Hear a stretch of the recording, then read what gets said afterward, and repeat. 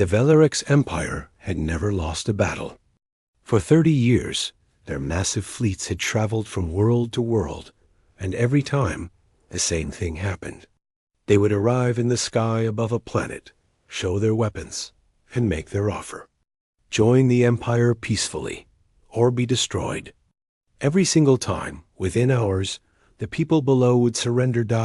It was not because the Velarex were cruel. In fact, they were quite fair. Species who joined the Empire kept their culture, their governments, and their way of life. They only had to pay taxes and follow imperial law. Most civilizations looked at the math and decided fighting was pointless. The Velarex had conquered 42 worlds without firing a single shot in anger. High Executor Valnis stood on the bridge of his flagship and looked at the holographic display. His fourth fleet was approaching the Tamer system. Intelligence reports said there was a human mining colony on the third planet. About 80,000 people lived there. Humans were a relatively new species to this part of the galaxy. They had only established colonies in 3 systems. This would be the first time the Velarex had met them officially. Valnis expected this to be simple. A small mining colony with basic defenses would surrender quickly. He had brought 60 ships, which was excessive for such a minor target, but the Empire believed in overwhelming force. It sent a message. "Open a channel to the colony," Valnis ordered. The communication officer worked at his console. "Channel open, sir." Valnis stood straight and activated the transmission. "I am High Executor Valnis of the Velarex Empire. Your colony exists in space, now claimed by Imperial authority. You have 2 choices. Surrender peacefully and join the Empire with full rights and protections, or refuse and face destruction. You have 12 hours to decide." He ended the transmission. Around him, his bridge crew went about their duties calmly. This was routine. In 12 hours, maybe less, they would receive a message of surrender. Then there would be paperwork, ceremonies, and they would move on to the next system. On the surface of Tamer 3, inside the colony's command center, Administrator Mayang sat at her desk and watched the Velarex transmission for the 3rd time. Her hands were shaking slightly. She had hoped this day would never come, but she had prepared for it anyway. "Get me Captain Haiyan Wu," she said to her assistant. Within minutes, the captain of the colony's defense force appeared on her screen. He was a middle-aged man with tired eyes. Behind him, she could see the interior of his patrol ship. "You saw the transmission?" Mi Young asked. "Yes. I've already scrambled our 3 patrol ships and put the orbital platforms on high alert." He paused. "Administrator, we have 3 old patrol vessels and some mining laser platforms. They have 60 warships. If we fight, we'll last maybe 10 minutes. "I know," Mi-Young said, "but we're not going to fight. Not yet. We're going to buy time." Haiyan Wu frowned. "Time for what?" "For help to arrive. I'm sending an emergency transmission to the nearest military base. That's 16 light years away. If we're lucky, someone will come. But we need to keep the Velarex busy until then." "How do we do that?" Mi-Young smiled, though there was no humor in it. "We negotiate, slowly, very, very slowly." She composed a response to the Velarex and sent it. "We have received your message. We need time to properly consider your offer and consult with our people. We request 72 hours to provide our answer." On the Velarex flagship, Valnis read the message with surprise. In 30 years of conquest, no one had ever asked for more time to consider. They either surrendered immediately or attacked immediately. This was new. He called his senior officers to the bridge. "What do you make of this?" His tactical officer, a veteran of dozens of campaigns, shook his head. "It's unusual, sir. Perhaps they're stalling." "Stalling for what?" "Reinforcements." We have reports that the nearest human military base is 16 light-years away. Nothing can get here in time to matter. Maybe they don't know that, another officer suggested. Or maybe they just want time to evacuate civilians. Valnes considered this. Imperial law was clear. If he granted a diplomatic window, he had to honor it. It was one of the Empire's founding principle: civilizations must be given a fair chance to surrender. He could refuse an attack immediately, but that would look bad in the official reports. Grant them their 72 hours, he said finally, but maintain battle positions. If they try anything hostile, we crush them.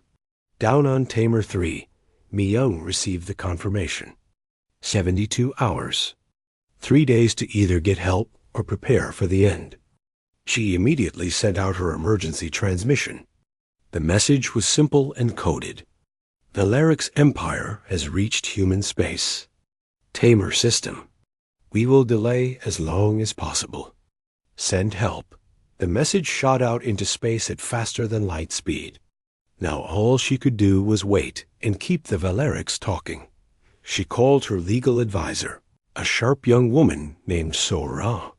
I need you to draft questions. Lots of questions. Every detail of the Valerics offer needs clarification. Make it sound legitimate, but make it long. Sora understood immediately. Buy time with bureaucracy. I can do that. For the next several hours, Mi-young and Sora crafted message after message. They asked about tax rates, legal frameworks, cultural protection clauses, citizenship rights, trade regulations, and hundreds of other details. Each question was reasonable enough that the Valerics couldn't ignore it, but answering all of them would take time. Captain Haiyan-Wu, meanwhile, was not idle. He gathered his small defense force and met with Chief Engineer Di-young, an older man who maintained the colony's infrastructure. We need to prepare, Haiyan-Wu said. If help doesn't come, we fight. Di-young nodded slowly. I was a military engineer 20 years ago. Served in the human-Krell border wars. I know some tricks. What kind of tricks? The kind where you turn everything into a weapon. Mining charges can become proximity mines. Sensor arrays can become targeting systems. Even civilian ships can carry explosives if you're desperate enough. Haiyan-Wu looked at the old engineer with new respect. Show me. While diplomats exchanged messages and engineers prepared weapons, the colony's civilians were quietly moved. Parents took their children to shelters hidden in the asteroid belt. Non-essential personnel evacuated on transports disguised as ore haulers. Everyone who stayed knew they might not survive, but they stayed anyway. On the Valerics flagship, Valnes was becoming frustrated. The humans had sent their 17th message requesting clarification on minor legal points. His communication staff was exhausted from drafting responses. This was not how conquest was supposed to work. They're playing games with us, his tactical officer said. I know, Valnes replied, but we granted the diplomatic window. We have to honor it. The Empire's reputation depends on following our own laws. Sir, we've never actually tested our military strength. Every species surrenders before fighting. What if these humans don't? Valnes waved the concern away. They're a mining colony with 3 patrol ships. Even if they fight, it will be over in minutes. The hours ticked by. 60 hours. 65 hours. 70 hours. The Valerics fleet waited in orbit, weapons ready but unused. The colony below sent more questions, more requests for clarification. Valnes's patience wore thin, but he held to Imperial law. At hour 71, the sensors detected something new. A ship had just dropped out of faster-than-light travel at the edge of the system. It was broadcasting human military codes. What is it? Valnes demanded. The sensor officer checked his readings. 1 ship, sir. Sol-class heavy cruiser. Designation HNS Indomitable. 1 ship? Valnice almost laughed. They sent 1 ship against 60? The human warship was broadcasting on all frequencies. The voice was calm and firm. This is Commander Taeyong of the Human Navy. Tamer system is under human protection. Valeric's fleet, you are ordered to withdraw immediately. Valnice did laugh then. 1 ship. The humans had sent 1 ship. Either they were insane or incredibly brave. Either way, they were about to learn why no one fought the Valeric's empire. All ships, he ordered. Battle formations. Prepare to engage the human vessel. Let's show them why surrender is the logical choice. But as his fleet moved into position, Valnice felt something he had not felt in decades of easy conquest. A small, nagging doubt. The humans had not surrendered. They had not run away. They had sent 1 ship to face 60. That was not logical. That was not rational. That was something else entirely. Commander, Taeyong stood on the bridge of the HNS Indomitable and studied the tactical display. 60 Valeric's warships surrounded his position in a loose sphere. His own ship was alone, outnumbered 60 to 1. On paper, the battle should already be over. But Taeyong had not spent 15 years in the human navy by following what paper said. Status report, he said calmly. His tactical officer, Lieutenant Yunji, read from her console. All weapon systems online. Shields at full power. Point defense matrices synchronized and ready. Reactor output stable. Good. Open a channel to the colony. A moment later, Administrator Ma Young appeared on the screen. She looked exhausted, but relieved. Commander, thank you for coming. I wasn't sure anyone would make it in time. We monitor all emergency frequencies, Taeyong said. When we got your message, we came as fast as we could. Unfortunately, we're the closest ship. The main fleet is still 3 days away. Mi Young's face fell. 3 days? Can you hold out that long? We'll find out. Get your people to the shelters. This is about to get dangerous. He closed the channel and turned to his crew. They were young, most of them. This would be their first real battle. But they had trained hard, and more importantly, they believed in what they were doing. Listen up, Taeyong said. We're not here to win. We're here to buy time. 3 days. If we can hold the Valerics here for 3 days, reinforcements will arrive, and these people will survive. I won't lie to you. The odds are bad. But humanity didn't come this far by running from bad odds. Around him, his crew nodded. No one looked afraid. Taeyong felt a surge of pride. These were good people. The Valeric's fleet was moving now. High Executor Valnice had sent a single destroyer forward. It was a common tactic, send 1 ship to test the enemy's strength. If the human vessel was weak, the destroyer would disable it quickly. If it was strong, the destroyer would pull back, and the fleet would adjust. The Valeric's destroyer, called Phantom's Edge, accelerated toward the Indomitable. Its weapons began to charge. Gravitic compression cannons, Taeyong knew. They could crush a ship's hull like paper. Hold position, Taeyong ordered. Wait for it. Yunji looked at him nervously. Sir, they're in firing range. I know. Hold. The Valeric's destroyer fired. A wave of gravitic energy rippled toward the Indomitable. It would hit in seconds. On the bridge, Taeyong counted down in his head. 3, 2, 1. Now, activate point defense. The Indomitable's entire surface lit up with weapons fire. Hundreds of small cannons and laser turrets fired simultaneously, guided by quantum computers that calculated trajectories faster than any organic mind could think. The gravitic wave hit a wall of precisely aimed energy and shattered. The destroyer's second shot never came. Instead, The Phantom's edge suddenly jerked as the Indomitable's weapons tore into its hull. The Velarix destroyer tried to turn away, but it was too late. The Indomitable's point defense system tracked every movement, predicted every maneuver. In 11 seconds, the Phantom's edge was a drifting wreck. On the Velarix flagship, High Executor Valnice stared at his display in shock. His destroyer was gone. One ship destroyed in seconds by point defense weapons. That should not be possible. How did they do that? He demanded. His tactical officer was pale.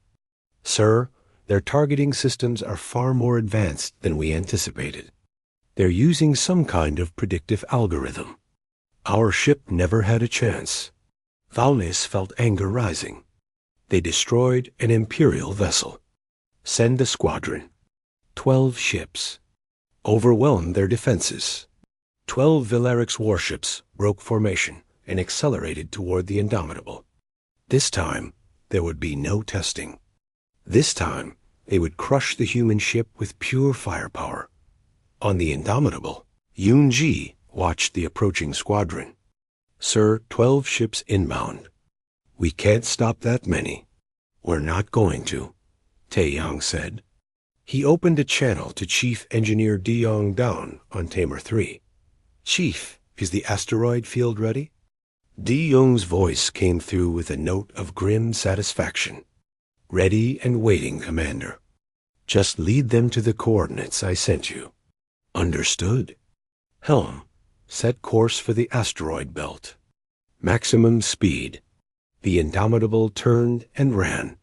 Behind it, the 12 Velarix ships pursued. To them, it looked like the human vessel was fleeing. They increased speed, eager to catch their prey. Taeyang watched the distance close. The asteroid belt of Tamer system was dense, full of rocks and ice. Perfect cover, but also dangerous to navigate. The Velarix ships followed without hesitation. Now, Taeyang said quietly. Down on the colony. Taeyang pressed a button. Throughout the asteroid belt, hundreds of mining charges activated. They had been placed carefully over the past 3 days, disguised as ordinary rocks. Now they exploded. The charges did not destroy the Velarix ships directly. They did not need to. Instead, they shattered asteroids into millions of pieces. The debris cloud expanded at incredible speed, a storm of rock and ice moving at orbital velocities. The Velarix squadron had no time to react. 5 ships were hit immediately, their hulls punctured by high-speed debris. 3 more were forced to emergency stop, their shields overwhelmed. 4 ships managed to push through, but they were damaged and angry. The Indomitable emerged from the other side of the belt and turned to face them. 4 against 1 were better odds than 12 against 1. Taeyang would take it. All weapons, focus fire on the lead ship. Don't try to destroy it. Just damage it. The Indomitable's main cannons opened fire. But instead of aiming for critical systems, they targeted communications arrays, sensor pods, shield generators. The Velarix ships could still fight, but they were blind and isolated. The 4 ships tried to coordinate, but without communications. They acted independently. The Indomitable used this, picking them apart one by one. It was not honorable combat. It was not fair. But Taeyang was not here to be honorable. He was here to survive. Back on the flagship, Valnice watched in growing horror as his squadron was dismantled. He had sent 13 ships. Only 4 remained combat capable, and they were retreating in disorder. This is impossible, he said. 1 ship cannot defeat 13. They're not fighting like a warship, his tactical officer said. They're fighting like an assassin. Hit and run. Use the terrain. Strike at weak points. Valnice slammed his fist on the console. Then we stop playing their game. Order the fleet to attack as one. All 60 ships. Crush them with overwhelming force. Sir, that's against standard doctrine. We're supposed to... I don't care about doctrine. Valnes shouted. That human ship has embarrassed the Empire. I want it destroyed. Now. The entire Velarix fleet began to move. 60 ships converging on one point. The Indomitable was fast, but it could not outrun that many vessels. Eventually, they would corner it. Taeyang saw them coming. Yunji, deploy the drones. All of them, sir? All of them. The Indomitable released 50 small drones from its cargo bay. Each one had the same sensor signature as the ship itself. To the Velarix sensors, it suddenly looked like there were 51 human warships instead of one. The Velarix fleet hesitated. Their sensors showed targets everywhere. Which was the real ship? They began firing at everything, wasting ammunition on decoys, while the real Indomitable slipped away. By the time they realized the trick, an hour had passed. Valnes was furious. His officers were confused, and the human ship was still intact. Taeyang allowed himself a small smile. 12 hours down. Only 72 more to go. On Tamer 3, Administrator Miyoung watched the battle from the command center. Captain Haiyan Wu stood beside her, equally amazed. They're actually doing it, Haiyan Wu said. One ship is holding off an entire fleet. For now, Miyoung said. But they can't keep this up forever. They need help. In orbit, the Indomitable continued its dangerous dance. Every trick, every tactic, every moment of survival brought them closer to reinforcements. But the ship was taking damage. Shields were at 70%. Minor hull breaches on 3 decks. The crew was exhausted. Taeyang knew they could not win. But winning was not the mission. Surviving was. And so they fought on, one human ship against an empire, buying time with blood and determination. 30-6 hours had passed since the Indomitable arrived at Tamer system. The human warship was still fighting, still surviving, but barely. Commander Taeyang looked at the damage reports and felt his stomach tighten. Hull breaches on 17 decks. Shield generators working at 40% capacity. 2 of their main cannons were offline. Worst of all, 6 crew members were dead and 14 more were injured. The Velarix had learned from their mistakes. They no longer sent small groups that could be picked apart. They no longer charged blindly into traps. Instead, they moved as a coordinated fleet, using overwhelming firepower and careful tactics. High Executor Valnes had gone from overconfident to coldly professional. Sir, they're boxing us in, Lieutenant Yunji reported. 20 ships on our forward arc, 20 on our port side. If we move, we'll be caught in crossfire. Taeyang studied the tactical display. She was right. The Velarix were getting smarter. They had stopped trying to chase the Indomitable, and instead were forcing it into smaller and smaller areas of space. Eventually, there would be nowhere left to run. How long until reinforcements arrive? He asked. 36 hours, sir. 36 more hours. Taeyang was not sure they had that much time. The ship was falling apart around them. The crew was exhausted. They needed a miracle. On the Velarix flagship, Valnes was equally frustrated. Yes, they were making progress. Yes, the human ship was damaged. But it had been a day and a half, and the vessel was still fighting. His superiors were sending him angry messages. Other Velarix fleets were mocking him. One ship was making the entire Fourth Fleet look foolish. We need to end this, Valnes said to his officers. I want suggestions. His tactical officer spoke carefully. Sir, we could use the gravitic compression weapon. Target the colony directly. Force the human ship to defend a fixed position. They can't run and protect the colonists at the same time. Valnes considered this. It was ruthless, but not against imperial law. Colonies that harbored military resistance could be targeted. It would force the humans to make a choice: save their ship or save their people. Prepare the compression platform, he ordered. Target the main colony settlement. If the human ship does not withdraw in 1 hour, we fire. The message was sent to the Indomitable. Commander Tae-Yong read it and felt cold anger. They were going to kill 80,000 civilians to force him to retreat. It was a smart tactical move. It was also monstrous. Sir, what do we do? Yoon-ji asked. Tae-Yong did not hesitate. We intercept the weapon platform. Full speed. Sir, that means flying into the middle of their fleet. They'll tear us apart, I know. Yoon-ji looked at him for a long moment, then nodded. Yes, sir. The Indomitable turned and accelerated directly toward the Valarix formation.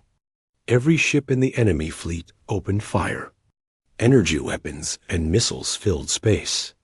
The Indomitable's shields flared and failed. Hull plating cracked. Explosions ripped through the lower decks, but the ship kept moving. Commander Tae-Yong gripped his command chair as the bridge shook. Lights flickered. Smoke filled the air. Around him, his crew worked frantically, calling out damage reports, rerouting power, trying to keep the ship alive for just a few more minutes. Distance to the weapon platform? Tae-Yong shouted over the noise. 5 kilometers, 4, 3. All weapons, fire everything we have left. The Indomitable unleashed its remaining arsenal. Missiles, energy cannons, railgun rounds, everything. The weapon platform's shields absorbed the first hits, then the second. But the Indomitable was firing at point-blank range now, and no shield could stop that volume of fire forever. The platform exploded. The shock wave hit the Indomitable and sent it tumbling through space. Systems failed across the entire ship. The main reactor went into emergency shutdown. The bridge went dark, except for emergency lighting. Tae-Yong pulled himself up from where he had been thrown. His head was bleeding. Around him, his crew was doing the same. Yoon-ji had a broken arm, but was already back at her console. Status? He asked. Main power is offline. Shields are gone. Weapons are gone. We're drifting, sir. The ship is dead in space. Through the viewport, Tae-Yong could see the Valarix fleet closing in. They had won. The human ship had fought bravely, but it was over. He prepared to give the order to abandon ship dot, then the sensors, running on backup power, detected something new. Multiple ships dropping out of faster-than-light travel. But these were not Valarix ships. Sir, Yoon-ji said, and her voice was filled with disbelief. It's the fleet. Our fleet. They're early. Ta-Jong looked at the display. 6 human warships had just arrived. At their head was the HN's Righteous Fury, a massive dreadnought-class vessel. The flagship of Admiral Kwan. Admiral Kwan's voice came over the emergency channel. Indomitable, this is Admiral Kwan. We pushed our engines past safety limits to get here early. Sit tight. We've got this. The Valarix fleet had been focused entirely on the crippled Indomitable. They had not been watching their sensors. Now they scrambled to react to the new threat. But they were out of position, disorganized, and exhausted from a day and a half of constant battle. The human fleet hit them like a hammer. The Righteous Fury alone had more firepower than the entire Valarix Fourth Fleet. But it was not just about weapons. The human ships moved with perfect coordination, supporting each other, covering weaknesses, exploiting every opening. Admiral Kwan broadcast on all channels. Valarix vessels, you have 2 choices. Retreat now or be destroyed. Choose quickly. High Executor Valnice watched as 3 of his ships were obliterated in the first minute of combat. These fresh human vessels were nothing like the damaged cruiser he had been fighting. They were monsters, and his fleet was already tired and low on ammunition. Sir, we need to withdraw, his tactical officer said urgently. We've lost this battle. Valnice wanted to argue. He wanted to order his ships to fight to the last. But he was not a fool. The Empire had lost here. Staying would only mean more deaths. All ships, he said quietly. Retreat. Full speed. The Valerix fleet turned and fled. The human ships did not pursue. They had made their point. On the bridge of the Indomitable, Taeyang slumped in his chair. His hands were shaking. Around him, his crew was laughing and crying and hugging each other. They had survived. Against all odds, they had survived. A transport ship docked with the Indomitable to provide medical aid and emergency repairs. Admiral Quan came aboard personally. He was an older man with gray hair and sharp eyes. He found Commander Taeyang on the bridge. "You did good work here, Commander," Quan said. "We lost 6 crew members," Taeyang replied. "And you saved 80,000 colonists. That's what matters." Taeyang knew the Admiral was right, but it did not make the deaths easier. He had sent those crew members into battle. He had made the choices that led to their deaths. That weight would stay with him forever. Down on Tamer 3. Administrator Miang stood outside the command center and looked up at the sky. She could see the distant lights of the human fleet. They had come. They had saved her people. She had doubted it would happen, but it had. Captain Haiyan Wu stood beside her. "It's over," he said. "No," Miang replied. "This is just the beginning. The Valerix will come back. Maybe not here, but somewhere. And we need to be ready." She was right.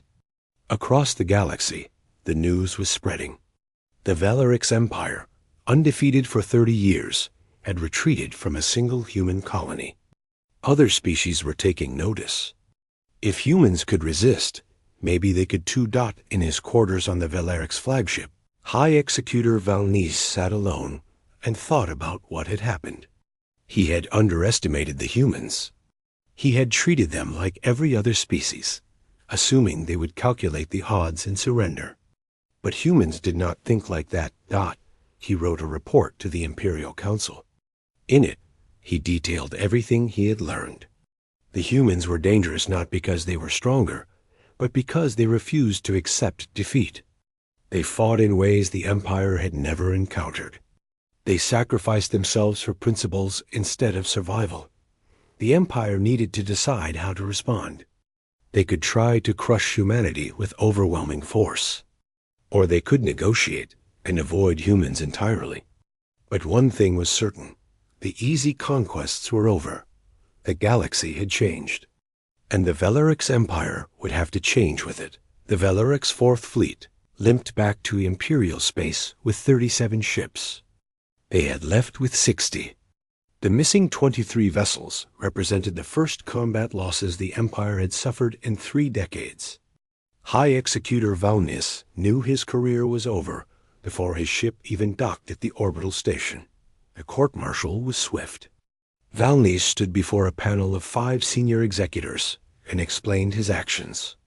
He described the human tactics, their refusal to surrender, their willingness to sacrifice themselves.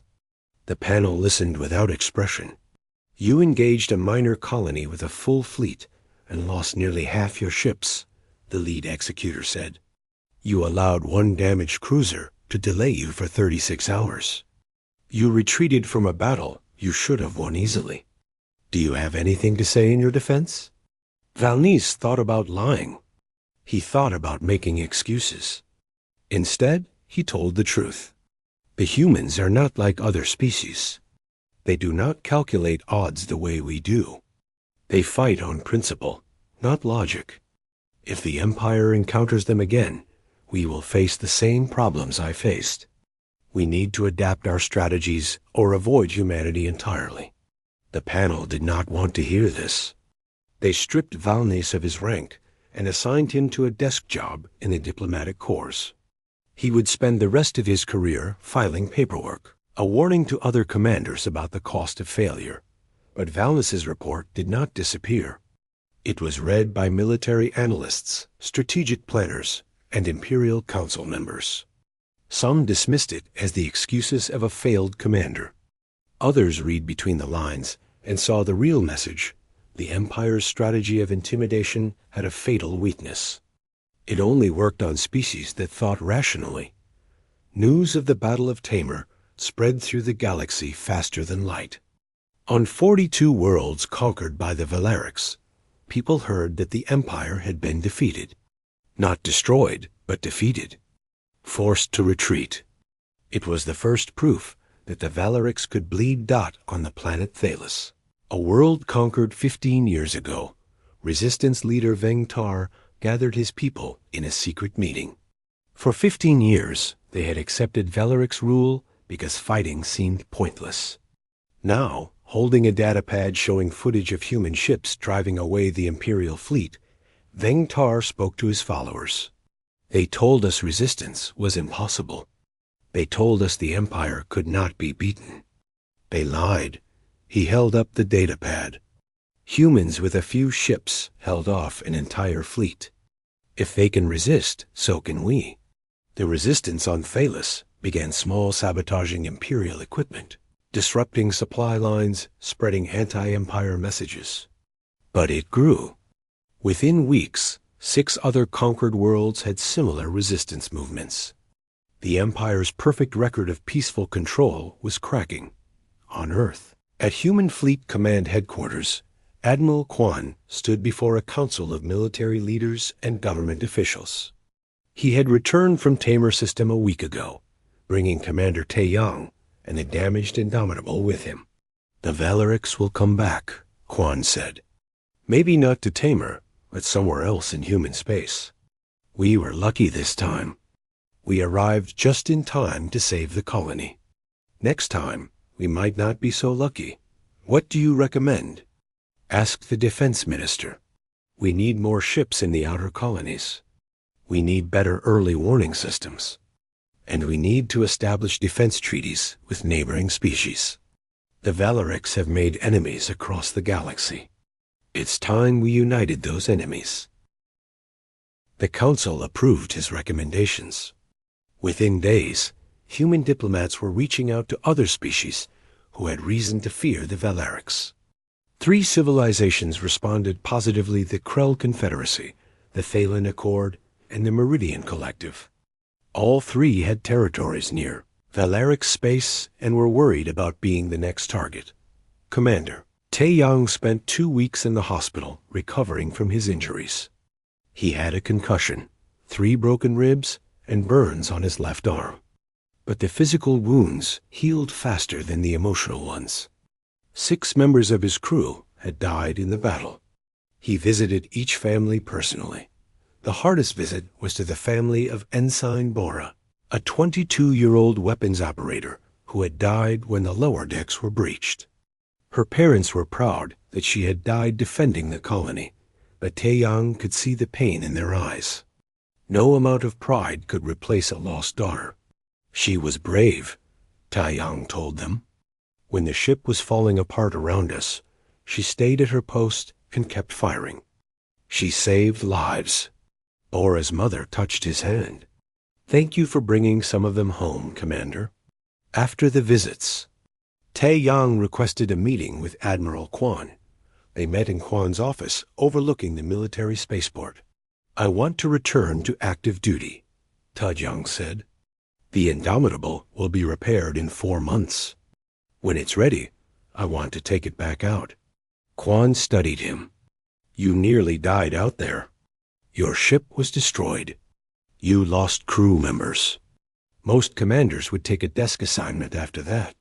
Most commanders did not learn what I learned, sir. The Valerics are beatable.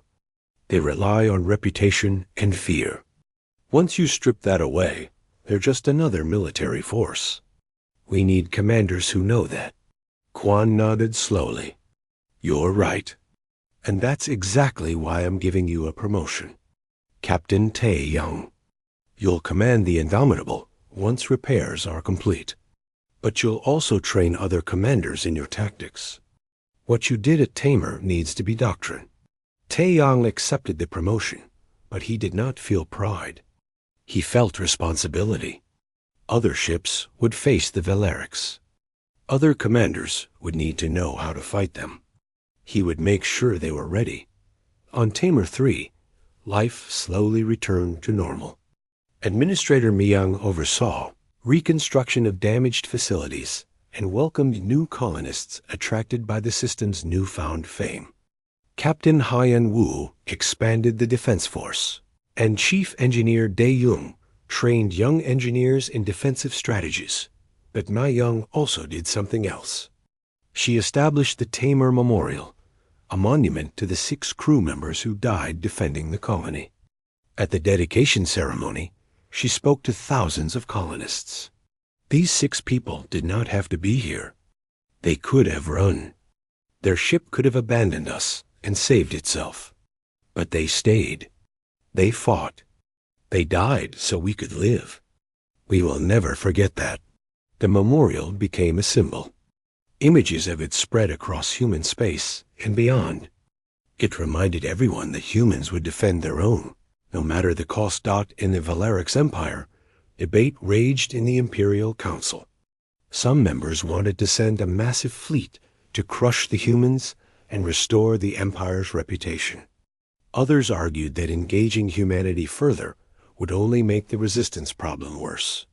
A third faction, small but growing, suggested something radical: negotiate with the humans for a formal border agreement. We cannot conquer every species in the galaxy, one council member argued. Perhaps it is time to accept that some civilizations will remain independent. The Empire can still expand in other directions. That is cowardice, another council member shot back. If we allow the humans to defy us, others will follow. The Empire's strength comes from the belief that we cannot be resisted. The debate would continue for months, but the mere fact that it was happening showed how much had changed. Before Tamer, the question was never, should we conquer? It was always, when? Now. For the first time, the Valerics Empire was learning to doubt. Across the galaxy, in hundreds of systems, people watched and waited. The humans had proven that resistance was possible. Now the question was, what would happen next? 6 months after the Battle of Tamer, the galaxy looked different. Not physically, the stars and planets were the same, but the relationships between civilizations had shifted in ways that no one could have predicted. The Valerics Empire faced rebellions on 8 conquered worlds. Most were small, poorly organized efforts that Imperial forces crushed quickly. But the rebellions kept appearing. Each time the Empire put one down, 2 more started elsewhere. It was like fighting a fire that spread faster than they could extinguish it. The Imperial Council finally made a decision. They would not attack human space again. Not yet. Instead, they would consolidate their existing territory and crush the rebellions. Once order was restored, they would decide how to handle the human problem.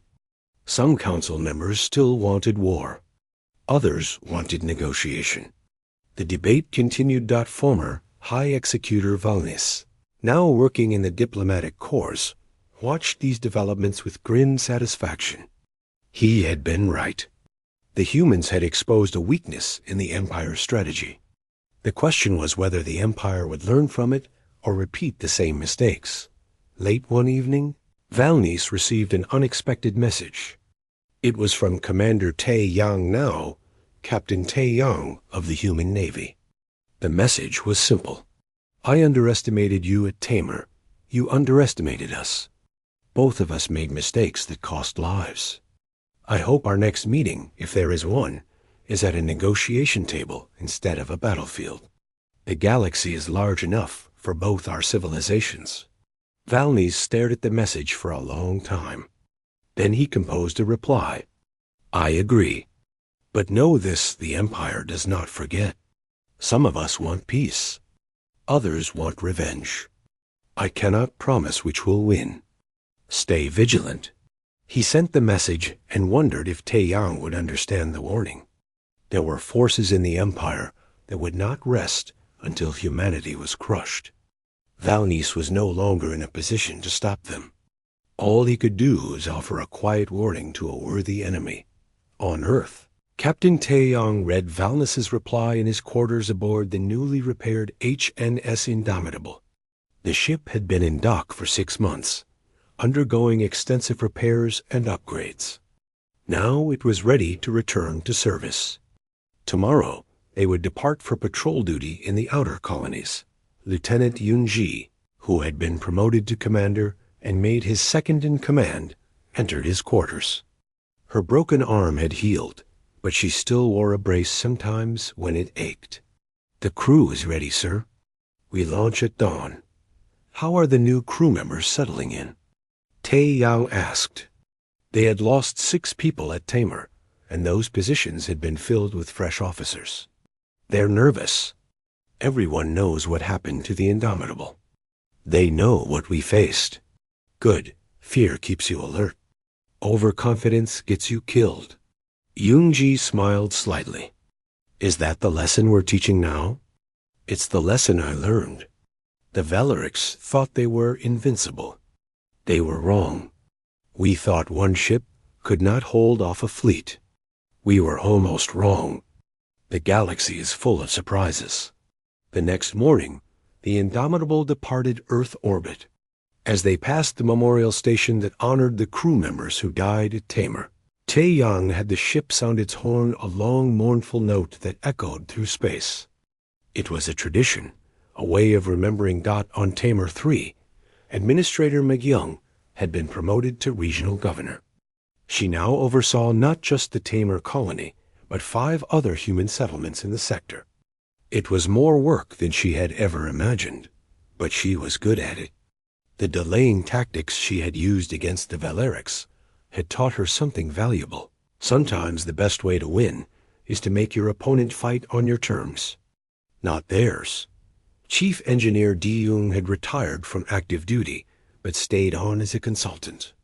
He taught young engineers his tricks for turning civilian equipment into defensive weapons. He never spoke about his role in the battle unless asked, but everyone knew. The asteroid field tactic had become famous throughout human space. Captain Haiyan Wu commanded a much larger defense force now. The Tamer system had been reinforced with 2 permanent patrol cruisers and upgraded orbital platforms. No one wanted to be caught unprepared again.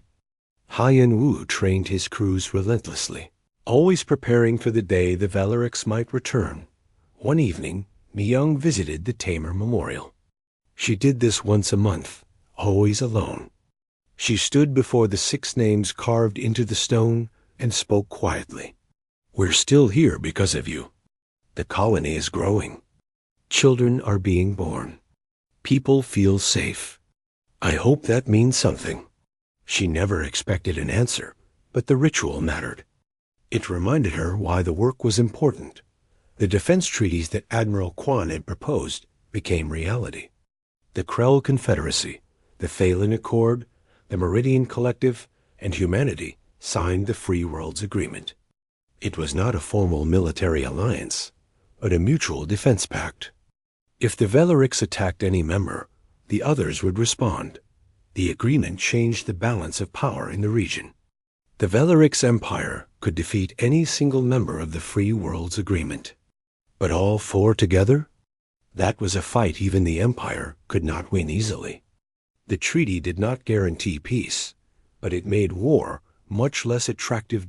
In neutral space, far from both human and Valerics territory, a secret meeting took place. Valnice, representing a faction within the Empire that wanted peace, met with a human diplomat named Bei Ora. She was the sister of Ensign Bora, who had died aboard the Indomitable. She had joined the diplomatic service in her sister's memory. "My government is willing to discuss a formal border agreement," Briora said. "Human space ends at the Tamer sector. We will not expand beyond that. In return, the Empire agrees not to enter our territory." Valnice shook his head. "The Council will never agree to formal borders. It would be admitting weakness. But an informal understanding could work."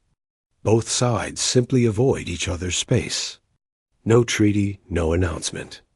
Just quiet agreement. Ba-Ora considered this. It was not what her government had hoped for, but it was realistic. I'll present it to my superiors. The meeting ended without any formal agreement, but both sides left with hope. Sometimes peace did not come from treaties signed in public ceremonies. Sometimes it came from quiet conversations in neutral space between people who were tired of war. A year after the Battle of Tamar, historians began analyzing the event. They debated its significance. Some said it was a minor skirmish, insignificant in the grand scheme of galactic politics.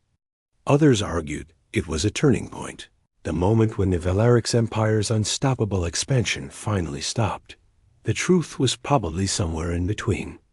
The battle had not destroyed the Empire or saved the galaxy, but it had proven something important, that resistance was possible, that overwhelming force could be countered by determination and clever tactics.